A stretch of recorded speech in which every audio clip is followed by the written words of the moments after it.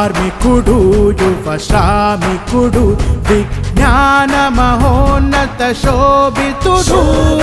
కార్మికుడు సదసేవకుడు మహోజ్వల ప్రజ్వల సైనికుడు ప్రజాబలం కలిగిన వాడు ప్రజల్లో ఒక్కడు కదయితడు జగనన్న ఆశయ బలమితడు శ్రమించే గుణము కలవాడు